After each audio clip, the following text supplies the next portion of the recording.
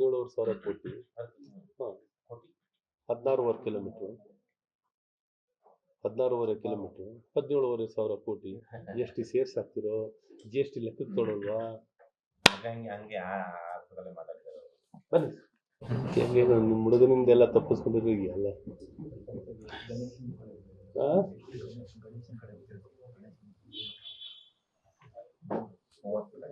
100 ಏನು ಹೋಗ್ತಾ ಇರ್ತೀವಿ. ನಮ್ಗೆ ಒಳ್ಳೆ ಆಪರ್ಚುನಿಟಿ ಅದು ಆ್ಯಕ್ಚುಲಿ. ಒಂದೊಂದು ದಿನ ಒಬ್ಬೊಬ್ರು ಮಾಡ್ತಾ ಇರ್ತಾರೆ. ಏನು ರೋಡಲ್ಲೇ ಇರ್ತೀವಿ. ಒಂದು ಮುಂದಿನ ಹಂಗಾರ ಈ ಹುಡುಗರು ಸಿಗ್ತಾರೆ ಅಲ್ಲ, ಯಾರು ಸಿಗ್ತಾರೆ ಬೆಂಗಳೂರು ನಗರದಲ್ಲಿ? ನಮಗೆ ಸಿಟಿನಲ್ಲಿ ಜನರ ಜೊತೆ ಬೆರಿಬೇಕು ಅಂದ್ರೆ ಯಾರು ನಿಮ್ಗೆ ಸಾಮಾನ್ಯವಾಗಿ ಯಾರು MLA ಕೇರ್ ಮಾಡಲ್ಲ. ಅಂತಾರೆ MLA ಲೆಕ್ಕ ಇಲ್ಲ, ಯಾರು ಇಲ್ಲ.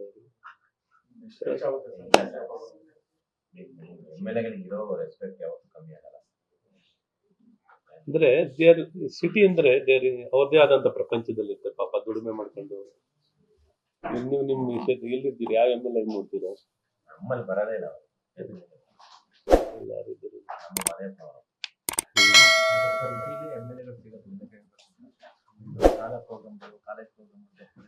ಅವ್ರೇನಾದ್ರು ಅಭಿವೃದ್ಧಿ ಕಾರ್ಯಕ್ರಮ ಈಗ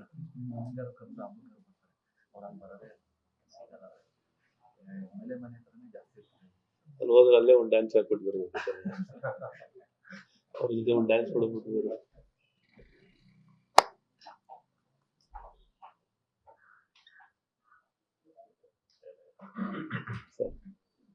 ಧರ್ಮಸ್ಥಳ ವಿಚಾರದಲ್ಲಿ ಕಳೆದ 2-3 ದಿನಗಳಿಂದ ಸಾಕಷ್ಟು ವಿದ್ಯಮಾನಗಳು ನಡೀತಾ ಇದ್ದಾವೆ ಸರ್.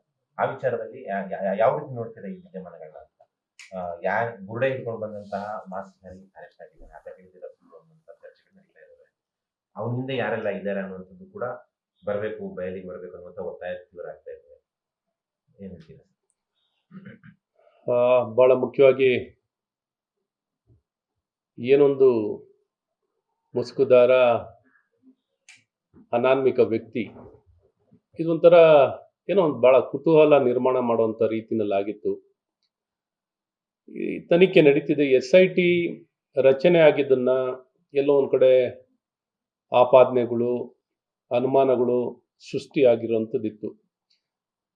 ಹಾಗಾಗಿ ಈ ದಿಕ್ಕಲ್ಲಿ SITಯನ್ನ ಮೊದಲು ತನಿಖೆಯನ್ನ ಆ ಸ್ಥಳೀಯ ಗೃಹ ಇಲಾಖೆಯಿಂದ ಅಥವಾ ಪೊಲೀಸ್ ಡಿಪಾರ್ಟ್ಮೆಂಟಿಂದ ಆ ಜಿಲ್ಲೆಯ ಅಧಿಕಾರಿಗಳು ತನಿಖೆ ಮಾಡ್ತೀನಿ ಅಂದರು. ತದನಂತರ ಇದ್ದಕ್ಕಿದ್ದಾಗೆ ಮುಖ್ಯಮಂತ್ರಿಗಳು SITಯನ್ನು ಘೋಷಣೆ ಮಾಡಿದ್ದಾರೆ.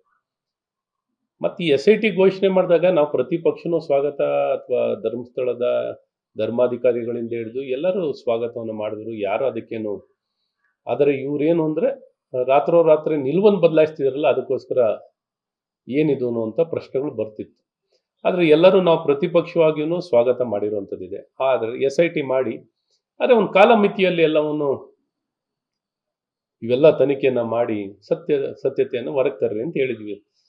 ಹಾಗಾಗಿ ಇಲ್ಲೆಲ್ಲೋ ಒಂದು ಕಡೆ ಯಾರೋ ಆಡಳಿತ ಪಕ್ಷ ಕಾಂಗ್ರೆಸ್ ಪಕ್ಷದವರು ಏನು BJPಯವ್ರು ಮೊದಲು ಮಾತಾಡ್ತಿಲ್ಲ, ಪ್ರಾರಂಭದ ದಿನದಿಂದನೂ ಮಾತಾಡಿದ್ದೀವಿ, ವ್ಯಕ್ತಪಡಿಸಿದ್ದೀವಿ. SIT ಅನ್ನೋಂಥದ್ದನ್ನ ಈವನ್ ಕೋರ್ಟ್ ಮಾನಿಟರ್ ಮಾಡ್ಕೊಳ್ಳೋದಾರು ಮಾಡ್ಕೊಳ್ಳಿ ಅಂತಲೂ ಹೇಳಿದ್ರು.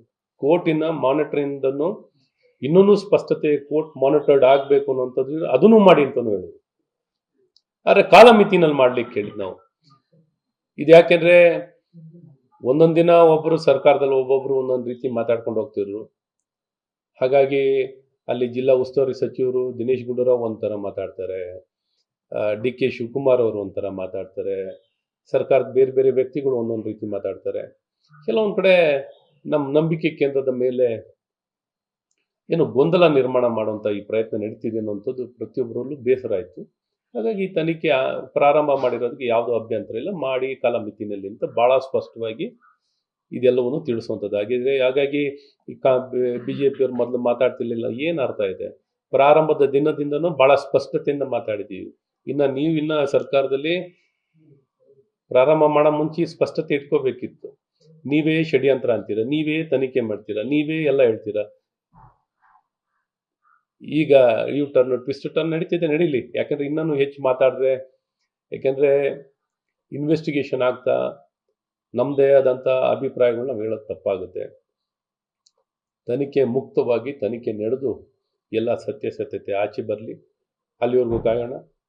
ಈ ಸ್ಕೋರ್ ಪಾಯಿಂಟು ಸರ್ಕಾರ ತನ್ನ ತಪ್ಪಿನಲ್ಲೂ ಏನಾರ ಒಂದು ಸಾಧಿಸ್ತಾ ಇದ್ದೀವಿ, ಸರ್ಕಾರ ಎಡವಟ್ಟು ಮಾಡ್ಕೊಂಡು ಸಾಧಿಸ್ಲಿಕ್ಕೆ ಏನೋ ಓದಂಗೆ ಹೋಗ್ತಾ ಇದ್ದಾರೆ. ಹಾಗಾಗಿ ಕಾಲವೇ ಹೇಳುತ್ತೆ, ನಾವಿನ್ನೇನು ಹೆಚ್ಚು ಹೇಳೋಕ್ಕೆ ಇಷ್ಟಪಡಲ್ಲ. ಈಗೇನು ಅಧಿಕೃತವಾಗಿ ನಮ್ಮ ಪಕ್ಷದಿಂದನೂ ಈಗೇನು ಮೊದಲಿಂದನೂ ಆಪಾದನೆ ಹೊರ ದೇಶದಿಂದ ಹಣ ಮತ್ತು ಬೆಂಬಲಗಳು ಏನೇನು ಸಿಗ್ತಿದೆ ಇವೆಲ್ಲವೂ ಸಮಗ್ರವಾಗಿ ತನಿಖೆ ಆಗಬೇಕು. ಇದರ ಹಿಂದೆ ಇರುವಂಥ ಕೈವಾಡ ಕೈಗಳನ್ನು ಬಯಲಿಗೆಳಿಬೇಕು ಅನ್ನುವಂಥದ್ದು, ಹಣ ಇನ್ನೊಂದು ಎಲ್ಲ ವಿಚಾರಗಳನ್ನ ಬಯಲಿಗೆಳಿಬೇಕು ಅನ್ನುವಂಥ ವಿಚಾರದಲ್ಲಿ NIA ತನಿಖೆನ ಮಾಡಿಸಿ ಅಂತಲೂ ಒತ್ತಾಯವನ್ನು ಮಾಡ್ತಾ ಇದ್ದೀವಿ. NIA ತನಿಖೆಯನ್ನು ಮಾಡಿ ಅಂತಲೂ ಹೇಳುವಂಥದ್ದು ಆಗ್ತಿದೆ, ಇಷ್ಟ ಆಗ್ತಿದೆ. ಹಾಗಾಗಿ ಇನ್ನು ಕಾಯೋಣ. ತನಿಖೆ ಭಾಳ ತೀವ್ರ ವೇಗದಲ್ಲಿ ನಡೀತಿರ್ಬೇಕಾದ್ರೆ ಇನ್ನೂ ಹೆಚ್ಚಿನ ಗೊಂದಲ ನಿರ್ಮಾಣ ಮಾಡೋದು ಬದಲು ಕಾದು ಸತ್ಯತೆಯನ್ನು ಹೊರಗೆ ಬರಲಿಕ್ಕೆ ಆದಷ್ಟು ವೇಗದಲ್ಲಿ ಇನ್ನೂ ತ್ವರಿತವಾಗಿ ತನಿಖೆಯನ್ನು ಮುಗಿಸಿ ಎಲ್ಲ ವಿಚಾರಗಳು ಹೊರಗೆ ಬರಲಿ. ಇದರಿಂದ ಎಲ್ಲವನ್ನೂ ರಾಜಕೀಯ ದೂರ ಇಡೋಣ. ಇದೇನು ನಮಗೇನು ರಾಜಕೀಯ ಮಾಡಬೇಕು, ರಾಜಕೀಯ ಇದು ಇವರೇ ಇರಲ್ಲೂ ರಾಜಕೀಯನೂ ಮಾಡ್ಕೋಬೇಕು ಅಂತ ಪ್ರಯತ್ನ ಮಾಡ್ತಿದ್ದಾರೆ. ನಮಗೆ ಯಾವುದು ರಾಜಕೀಯ ದುರುದ್ದೇಶವಿರೋಂಥದ್ದು ಏನೂ ಇಲ್ಲ. ಇವತ್ತು ಕಾಲು ಕೆರ್ಕೊಂಡು ಅವರೇ ಕರಿತಾ ಇದ್ದಾರೆ, ಕಾಲು ಕೆರ್ಕೊಂಡು ಬರ್ತಿದ್ದಾರೆ. ಸೊ ಹಾಗಾಗಿ ಇಷ್ಟು ಹೇಳಕ್ಕೆ ಇಷ್ಟಪಡ್ತೀನಿ. ಈಗ ಬುರ್ಡೆ ಡೆಲ್ಲಿಗೆ ಹೋಗಿ ಬಂದಿದ್ದರು ಮಾಹಿತಿಯನ್ನು ಕೂಡ ಮುಸ್ಕುದಾರ ಪೊಲೀಸ್ ವಿಚಾರಣೆ ನೀಡಿದ್ದಾರೆ. ಏನು ಬುರ್ಡೆ ಡೆಲ್ಲಿಗೆ ಹೋಗಿ ಬಂದಿದ್ದು ಇರುತ್ತೆ, ನನಗೇನು ಗೊತ್ತಿಲ್ಲ ಅವ್ನು ಡೆಲ್ಲಿಗೆ ಹೋಗಿದ್ದಾನ. ಯಾಕೆಂದ್ರೆ ನಾನೇನು ತನಿಖೆದಾರ ಅಲ್ಲ. ಈ ರೀತಿ ಅನುಮಾನಗಳು ಅವ್ರ ಮೇಲೆ ಯಾವ್ದು ಅನಾಮಿಕ ವ್ಯಕ್ತಿಯ ಮೇಲೆ ಬಹಳಷ್ಟು ಅನುಮಾನಗಳು, ಎಲ್ಲ ರೀತಿಯಾದಂಥ ಪ್ರಶ್ನೆಗಳು ಬಹಳಷ್ಟು ಉದ್ಭವ ಆಗ್ತಿದೆ. ಇದು ಸತ್ಯ. ಈಗೇನು ಅರೆಸ್ಟ್ ಮಾಡಿದ್ದಾರೆ ಒಳ್ಳೇದು, ಅವ್ನ ಅರೆಸ್ಟ್ ಮಾಡಿ ಅವನ್ನ ತನಿಖೆಗೆ ತಗೊಂಡಿರೋದು, ವಿಚಾರಣೆ ಮಾಡ್ತಿರೋದು ಎಲ್ಲ ಒಳ್ಳೆ ಬೆಳವಣಿಗೆ. ಮಾಡಲಿ, ನೋಡೋಣ, ಕಾದು ನೋಡೋಣ. ಯಾಕೆಂದರೆ ಇನ್ವೆಸ್ಟಿಗೇಷನ್ ಮುಗಿಸೋ ಮುಂಚೆ ನಾವೇ ಒಂದಿಷ್ಟು ಇನ್ವೆಸ್ಟಿಗೇಷನ್ ಮಾಡಿದ್ರೆ ತಪ್ಪಾಗುತ್ತೆ. ನಮ್ಮ ಪ್ರಶ್ನೆಗಳು ಹೇಳ್ಬೋದು, ಅನುಮಾನಗಳನ್ನ ವ್ಯಕ್ತಪಡಿಸುವಂಥದ್ದಾಗ್ತಿದೆ. ಈ ದಿಕ್ಕಿನಲ್ಲಿ ಎಲ್ಲ ದೃಷ್ಟಿಕೋನದಲ್ಲೂ ಎಲ್ಲ ಆ್ಯಂಗಲ್ನಲ್ಲೂ ತನಿಖೆ ಆಗುವಂಥದ್ದಾಗಲಿ. ಸತ್ಯ ಯಾರನ್ನೂ ಇದರಿಂದ ತಪ್ಪಿಸ್ಕೊಳ್ಳಿಕ್ಕೆ ಅವಕಾಶವನ್ನು ಕೊಡದೆ ಸತ್ಯ ಆಚೆ ಬರಲಿ ಅಂತ ಒತ್ತಾಯ. ಜನಾರ್ದನ್ ರೆಡ್ಡಿ ಕೂಡ ಹೇಳಿದ್ರು, ಶಶಿಕಾಂತ್ ಸಿಂಗ್ ಅವರು ಇದ್ದಾರೆ ಅಂತ. ಸೊ ಈಗ ಈ ಮುಸ್ಕುದಾರಿ ಕೂಡ ಹೇಳ್ತಿರುವಂಥದ್ದು ಡೆಲ್ಲಿಗೆ ಹೋಗಿ ಟೀಮ್ ಬಂದಿದೆ ಅಂತ. ಎಲ್ಲೋ ಒಂದ್ ಕಡೆ ಆ ರೀತಿ ಆಪಾದನೆಗಳು ಬರ್ತಾನೆ ಇದೆ. ಯಾಕೆಂದ್ರೆ ಈ ರೀತಿ ಆಪಾದನೆಗಳು ಕೇಳಿ ಬರ್ತಿದೆ. ಎಲ್ಲರೂ ಹೇಳ್ತಾ ಇದ್ರು, ಇಂಡೈರೆಕ್ಟ್ ಆಗಿ ಹೇಳ್ತಾರೆ. ಯಾಕಂದ್ರೆ ಈಗ ತನಿಖೆ ಇದ್ದಾಗ ಎಲ್ಲರೂ ಆ ರೀತಿ ಬೆರಳು ತೋರಿಸುವಂಥದ್ದು ಆಗ್ತಿದೆ ಅನ್ನೋದು ಅನುಮಾನಗಳು ಯಾವಾಗಲೂ ಇದೆ. ನೋಡೋಣ ತನಿಖೆ. ಯಾಕಂದ್ರೆ ಅದೇ ಪಕ್ಷದವರು ಎಷ್ಟು ಮಟ್ಟಿಗೆ ನಮಗೆ ಸತ್ಯ ಆಚೆ ಬರುತ್ತೆ ಅಂತ. ಅದಕ್ಕೆ NIA ಮಾಡಿದ್ರೆ ಎಲ್ಲ ಸ್ಪಷ್ಟವಾಗಿ ಯಾವ ರಾಜ್ಯದ MP ಇನ್ನೊಬ್ರು ಷಡ್ಯಂತ್ರ, ಉಪಮುಖ್ಯಮಂತ್ರಿಗಳನ್ನು ಷಡ್ಯಂತ್ರ ಹೇಳಿದ್ದಾರೆ. ಹಾಗಾಗಿ ಷಡ್ಯಂತ್ರಗಳು ಏನು ಅಂತಲೂ ಆಚೆ ಬರಬೇಕು. ಹಾಗಾಗಿ ಸ್ಪಷ್ಟತೆ ಕಾಣಬೇಕು ಅಂದರೆ ನಾವು BJP ಮೊದಲಿಂದನೂ ಭಾಳ ಸ್ಪಷ್ಟವಾಗಿದ್ದೀವಿ. ಆ ಸ್ಪಷ್ಟತೆ ಇಲ್ಲದಿದ್ದು ಕಾಂಗ್ರೆಸ್ನಲ್ಲಿ. ಟಾರ್ಗೆಟ್ ಹಿಂದೂ ಟೆಂಪಲ್ ಇಲ್ಲ ಅಂತ ಸರ್, ಯಾಕಂದ್ರೆ ಒಂದೊಂದೇ ಟೆಂಪಲ್ ಅನ್ನೋದು ದೊಡ್ಡ ಟೆಂಪಲ್ ಅಲ್ಲೇ ಟಾರ್ಗೆಟ್ ಮಾಡ್ತಾರೆ. ಹೌದು, ಇದನ್ನೇ ನಾವು ಹೇಳ್ತಾ ಬಂದಿದ್ದೀವಿ. ಶನಿ ಸಿಂಗಾಪುರ ವಿಚಾರದಲ್ಲಾಗಲಿ, ಶಬರಿಮಲ ವಿಚಾರದಲ್ಲಾಗಲಿ, ಈ ರೀತಿ ತಿರುಪತಿ ವೆಂಕಟೇಶ್ವರನ ದೇವಸ್ಥಾನದಲ್ಲಾಗಲಿ, ಇಲ್ಲೆಲ್ಲ ಕೂಡ ಈ ರೀತಿ ವ್ಯವಸ್ಥಿತವಾಗಿ ಷಡ್ಯಂತ್ರಗಳು ನಡೀತಾನೆ ಇದ್ದಾವೆ. ಹಾಗಾಗಿ ಸಮಾಜ ಜಾಗೃತರಾಗಿ ಎಚ್ಚರಿಕೆಯಿಂದ ಇರಲೇಬೇಕು. ಈ ರೀತಿ ಸವಾಲುಗಳು ಬರ್ತಾನೆ ಇರ್ತವೆ, ಇದಕ್ಕೆ ಯಾವುದು ಕೊನೆ ಇರಲ್ಲ. ಪ್ರಯತ್ನಗಳು ಇರ್ತವೆ. ಇದ್ರ ಮಧ್ಯದಲ್ಲಿ ನಾವು ಜಾಗೃತರಾಗಿ ಇದಕ್ಕೆಲ್ಲ ಸೂಕ್ತ ಕ್ರಮವನ್ನು ವಹಿಸಲಿಕ್ಕೆ ಪ್ರಿಯಂಪ್ ಮಾಡಬೇಕು. ಇವನ್ನೆಲ್ಲ ಪ್ರಿಯಂಪ್ ಮಾಡ್ಕೊಂಡು ಕಾಂಗ್ರೆಸ್ ಸರ್ಕಾರ ರಾಜ್ಯದಲ್ಲಿ ಯಾವಾಗ ಬರುತ್ತೆ ಸರ್, ಅಂತ ಸಂದರ್ಭದಲ್ಲಿ ಇಂಥ ಒಂದು ಪ್ರಕರಣಗಳು ಬರ್ತಾ ಇರುತ್ತೆ. ಒಂದ್ ಕಡೆ ಕೋಮು ಗಲಾಟೆಗಳು, ಮತ್ತೊಂದ್ ಕಡೆ ಟೆಂಪಲ್ಗಳ ಎಡಪಂಥೀಯರು ಟಾರ್ಗೆಟ್ ಮಾಡ್ತಕ್ಕಂಥದ್ದು. ಸಾಮಾನ್ಯಗಿಂತ ಇದಕ್ಕೆ ಯಾವಾಗಲೂ ಅವ್ರ ಮೇಲೆ ಆಪಾದನೆ ಇಂಥವಕ್ಕೆಲ್ಲ ಹೆಚ್ಚು ಜೀವ ಸಿಗುತ್ತೆ. ಇವ್ರ ಕಾಲದಲ್ಲಿ ಕುಮ್ಮಕ್ಕು ಸಿಗುತ್ತೆ, ಜೀವನೂ ಸಿಗುತ್ತೆ. ಹಾಗಾಗಿ ಕಣ್ಣು ಮುಂದೆ ನಾವು ಕಾಣ್ತಾ ಇದ್ದೀವಿ. ಇನ್ನು ಹೆಚ್ಚು ಹೇಳಿದ್ರೆ ಈ ತನಿಖೆ ಸಂದರ್ಭದಲ್ಲಿ ಎಲ್ಲೋ ಒಂದು ಕಡೆ ಇನ್ನು ಹೆಚ್ಚು ಎಲ್ಲೋ ನಮ್ಮ ಸ್ವಾರ್ಥಕ್ಕೆ, ನಮ್ಮ ವಿಚಾರಗಳಿಗೆ ನಾವೇನೋ ಆಪಾದನೆ ಮಾಡ್ತೀವಿ. ಯಾಕಂದರೆ ಇದು ಎಲ್ಲೋ ಒಂದು ಕಡೆ ಪರಿಣಾಮ ಬೀರೋದು ಬೇಡ. ಯಾರೋ ಇಬ್ಬರು ಜಗಳದಲ್ಲಿ ಮೂರನೇವರಿಗೆ ಬರೆ ಬಿತ್ತು ಅಂತ ಅಂತಾರಲ್ಲ, ಎಲ್ಲೋ ಒಂದು ಕಡೆ ನಾವು ಮಾಡಿದ್ನೇ ತಪ್ಪೇ ಸರಿ ಅಂತ ಏನಾದ್ರು ಪ್ರೂವ್ ಮಾಡ್ಲಿಕ್ಕೆ ಹೊರಟ್ಬಿಟ್ರೆ ಕಷ್ಟ ಬರ್ತದೆ. ತಪ್ಪನ್ನೇ ಸರಿ ಅಂತ ಹೇಳ್ಕೊಂಡು ಹೊರಟ್ಬಿಟ್ರೆ ಸರಿ ಆಗುತ್ತೆ. ಹಾಗಾಗಿ ನಾವು ಈ ವಿಚಾರಣೆ ಮುಗಿಲಿ ಅಂತಾನೆ, ವಿಚಾರಣೆ ಮುಗಿಲಿ, ಕಾಯೋಣ. ಇಷ್ಟೇ ಸಮಯಕ್ಕೆ ಕಾಯ್ದಿದ್ದೀವಂತೆ. ಪಾಪ ನಾವು ಕಾಂಗ್ರೆಸ್ ಸರ್ಕಾರದವ್ರಿಗೆ ನಾವು ಮಾತಾಡೋಕ್ಕಾಯ್ತದ? ನಾವು ಜವಾಬ್ದಾರಿಯಿಂದ ಮಾತಾಡ್ಬೇಕು, ಜವಾಬ್ದಾರಿಯಿಂದ ಮಾತಾಡೋಣ. ಪ್ರತಿಪಕ್ಷ ಆಗಿದ್ರು ಜವಾಬ್ದಾರಿಯಿಂದ ಮಾತಾಡ್ತೀವಿ. ಕ್ಷೇತ್ರದ ಚಲೋ ಏನಾದ್ರು ಹೋಗ್ತೀರಾ ಧರ್ಮಸ್ಥಳಕ್ಕೆ? ಎಲ್ಲರೂ ಹೋಗ್ತಾ ಇದ್ದಾರೆ, ಎಲ್ಲ ಮುಗಿಲಿ, ಎಲ್ಲರೂ ಹೋಗ್ತಾ ಇದ್ದಾರೆ. ಎಲ್ಲರೂ ಎಲ್ಲ ಕ್ಷೇತ್ರದಿಂದನೂ ಹೋಗ್ತಾ ಇದ್ದಾರೆ, ಮಾಡ್ತಾ ಇದ್ದಾರೆ, ಜನ ಹೋಗ್ತಿದ್ದಾರೆ, ಮಾಡಿ ಎಲ್ಲರೂ ಯಾವಾಗಲೂ ಹೋಗೋದೆ ನಮ್ಮ ನಂಬಿಕೆ ಕೇಂದ್ರ. ಹೋಗ್ಲೇಬೇಕು, ಹೋಗೋಂಥ ಟೈಮಲ್ಲಿ ಹೋಗಿ ಹೋಗೋಣ, ಎಲ್ಲರೂ ಹೋಗ್ಬೇಕು. ಎಲ್ಲರೂ ಕಾತುರದಿಂದ ಧರ್ಮಸ್ಥಳ, ನಮ್ಮ ನಡೆ ಯಾವ ಕಡೆ ಅಂದರೆ, ನಮ್ಮ ಹೆಜ್ಜೆ ಯಾವ ಕಡೆ ಅಂದರೆ ಧರ್ಮಸ್ಥಳದ ಕಡೆ ಅಂತಾನೆ ಎಲ್ಲರೂ ಆ ಭಾವನೆಯಲ್ಲಿ ಪಕ್ಷಾತೀತವಾಗಿ ಹೋಗ್ತಿದ್ದಾರೆ. ಎಲ್ಲರೂ ಹೋಗ್ಲಿ, ಎಲ್ಲರೂ ಹೋಗ್ತಾ ಇದ್ದಾರೆ ಪಕ್ಷಾತೀತವಾಗಿ. ಒಂದು ಒಳ್ಳೆ ಬೆಳವಣಿಗೆ, ಇಟ್ಸ್ ಎ ಗುಡ್ ಸೈನ್. ಎಲ್ಲ ಪಕ್ಷದವರು ಇವತ್ತು ಹೋಗ್ತಿರೋದು ಇದು ಒಳ್ಳೆ ಸಂದೇಶ ನನಗೂ ಅನಿಸುತ್ತೆ.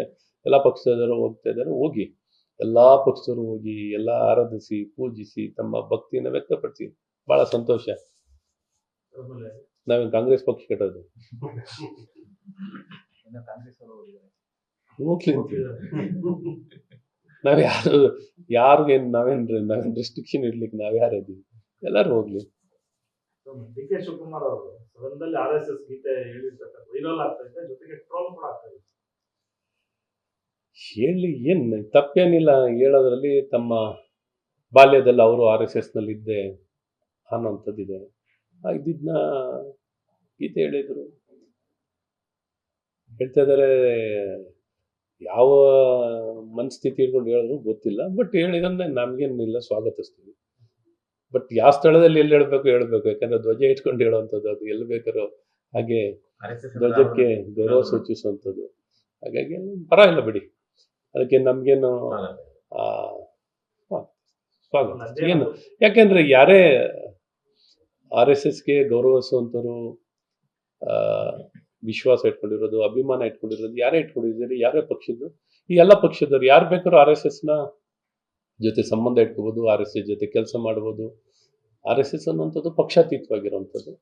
V welcome. ಅದರಲ್ಲೇನು ನಾವು ನಮಗೆ ಮಾತ್ರ ಸೀಮಿತವಾಗಿ ನಥಿಂಗ್ ಲೈಕ್ ದಟ್. ಯಾರು ಬೇಕಾದ್ರೂ ಇಡೀ ವಿಶ್ವದಲ್ಲಿ ಇರೋಂಥ ಯಾವ ವ್ಯಕ್ತಿನೂ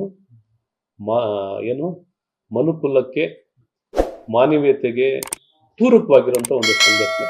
ಹಾಗಾಗಿ ವಿಶ್ವದಲ್ಲಿ ಯಾವ ಭಾಗದವರಾಗಲಿ, ನಮ್ಮ ದೇಶದಲ್ಲಾಗಲಿ, ಎಲ್ಲ ಜಾತಿ ಧರ್ಮದವ್ರಿಗೆ ಯಾರು ಬೇಕಾದ್ರೂ ಸೇರ್ಲಿಕ್ಕೆ, ಮಾತಾಡಲಿಕ್ಕೆ, ಸರ್ವಸಂಚಾಲಕರು ಯಾವಾಗಲೂ ಭಾಳ ಸ್ಪಷ್ಟವಾಗಿ ಮಾತಾಡುವಂಥದ್ದು ಆಗ್ತಿರುತ್ತೆ. ಹಾಗಾಗಿ ಇದರಲ್ಲಿ ನಾವು ತಪ್ಪೇನು ನೋಡ್ತೀವಿ. ಇಲ್ಲ ಸರ್, ಈಗ ಕಾಂಗ್ರೆಸ್ ಹೈಕಮಾಂಡ್ ಇಂದ ಹಿಡಿದು ರಾಜ್ಯ ನಾಯಕರು ಕೂಡ RSS ಅನ್ನ ಬ್ಯಾನ್ ಮಾಡಬೇಕು, ಅದೊಂದು ಕೋಮುವಾದಿ ಸಂಘಟನೆ ಅಂತೆಲ್ಲ ಮಾತಾಡ್ತಾರೆ. ಆದ್ರೆ ಡಿ ಕೆ ಶಿವಕುಮಾರ್ ಅವರು ಮಾತ್ರ ಸಾಫ್ಟ್ ಹಿಂದುತ್ವದ ಒಂದು ಜಪ ಮಾಡ್ತಿದ್ದಾರೆ, RSS ಗೀತೆ ಹೇಳ್ತಾರೆ, ಅದೇ ರೀತಿ RSS ಬಗ್ಗೆ ಸಾಫ್ಟ್ ಆಗಿ ಮಾತಾಡ್ತಾರೆ.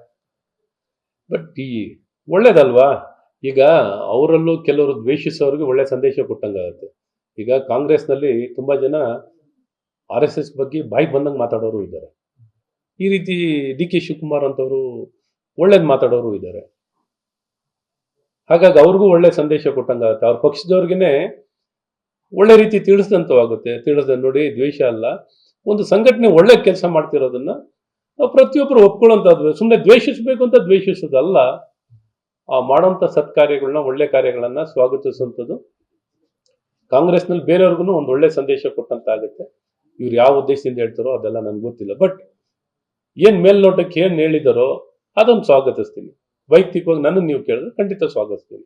ಒಳ್ಳೇದು. ಎಲ್ಲ ಜನ ಗೌರವಿಸುವಂತ, ಎದುರು ನೋಡುವಂತ ಸಂಘಟನೆ ಬಗ್ಗೆ ಇಂಥ ಒಳ್ಳೆ ವಿಚಾರವನ್ನು ಮಾತಾಡಿದಾಗ ಸಮಾಜದಲ್ಲಿ ಒಂದು ಒಳ್ಳೆ ಸಂದೇಶ ಕೊಟ್ಟಂತಾಗುತ್ತೆ.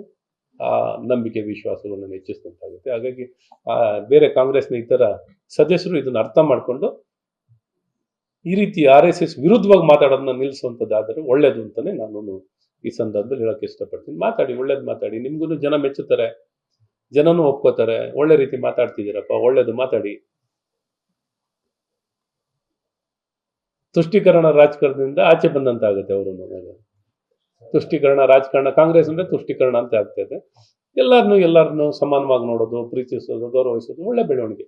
DKಶಿ ಅವರ ಅವ್ರಿಗೂ ಒಳ್ಳೆ ಪಾಯಿಂಟ್, ಒಳ್ಳೇದು, ಒಳ್ಳೆ ಹಾಕಿ ಈಗ ಮುಂದೆ ಇನ್ನೂ ಆಗಲಿ ಅಂತ ಹೇಳೋದು. ಮಾಡಿ. ಏನು ಯಾವ್ದೋ ನನ್ನ ಆಸ್ತಿನ ಇದೇನಿಲ್ಲ. ಯಾರು ಬೇಕಾದ್ರೆ ಪ್ರೀತಿಸಕ್ಕೆ ಗೌರವಿಸಕ್ಕೆ ಯಾರಿಗೆ ನಿರ್ಬಂಧನೆ ಇಲ್ಲ. ತಮ್ಮ ಗೌರವನ ಸೂಚಿಸ್ಲಿಕ್ಕೆ, ತಮ್ಮ ವಿಶ್ವಾಸನ ವ್ಯಕ್ತಪಡಿಸ್ಲಿಕ್ಕೆ ಯಾವುದು ನಿರ್ಬಂಧನೆಗಳಿಲ್ಲ. ಮಾಡಿ, ನೀವು ಮಾಡಿದಾಗ ಜನನೂ ಒಪ್ಕೋತಾರೆ. ಒಳ್ಳೇದು, ಖುಷಿ ಮಾಡಿ.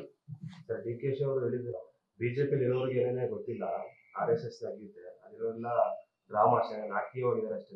ಬಿಜೆಪಿ ನಾಯಕರು ಅವ್ರಿಗೆ ಯಾರಿಗೂ ಕೇಳಿ ಅವ್ರಿಗೆ ಗೊತ್ತಿಲ್ಲ ಅಂತ ಹೇಳಿದ್ದಾರೆ. DK ಸುರೇಶ್ ಹೇಳಿದ್ದಾರೆ. ಓಕೆ, ಇವ್ರಿಗೆ ಅರ್ಥ ಆಗ್ಬಿಟ್ರೆ ಬಹಳ ಚೆನ್ನಾಗಿದೆ. RSS ಬಗ್ಗೆ ಬಹಳ ಸ್ಪಷ್ಟವಾಗಿ ಅದರ ಉದ್ದೇಶಗಳು ಅರ್ಥ ಆಗಿ, ನಮ್ಗೆ ಅರ್ಥ ಆಗಿಲ್ಲ ಅಂದ್ರೂ ತೊಂದರೆ ಇಲ್ಲ. ಪಾಪ ಇವ್ರಿಗೆ ಅರ್ಥ ಆಗಿದೆ ಅಂದರೆ ಒಳ್ಳೆಯದು ಅಂತ. ಇವರಷ್ಟು ಪ್ರಾಮಾಣಿಕವಾಗಿ ಸತ್ಯವಂತರಾಗಿ ಎಲ್ಲರೂ ಇವರಷ್ಟೇ ಪ್ರಾಮಾಣಿಕರು ಸತ್ಯವಂತರಾಗ್ಬಿಟ್ರೆ ಏನಾಗ್ಬೋದು ಅಂತ ಯೋಚನೆ ಮಾಡಿ ಸರ್. ಲೇಟೆಸ್ಟ್ ಹಾಗೂ ಇಂಟ್ರೆಸ್ಟಿಂಗ್ ಸುದ್ದಿಗಳಿಗಾಗಿ ಬಾಸ್ ಟಿವಿ ಕನ್ನಡ ಚಾನೆಲ್ನ ಸಬ್ಸ್ಕ್ರೈಬ್ ಮಾಡಿ. ಹಾಗೆಯೇ ಬೆಲ್ ಐಕಾನ್ ಪ್ರೆಸ್ ಮಾಡಿ. ಇದರ ಜೊತೆಗೆ ಫೇಸ್ಬುಕ್, ಇನ್ಸ್ಟಾಗ್ರಾಮ್, ಎಕ್ಸ್ನಲ್ಲೂ ಮಿಸ್ ಮಾಡದೆ ಫಾಲೋ ಮಾಡಿ.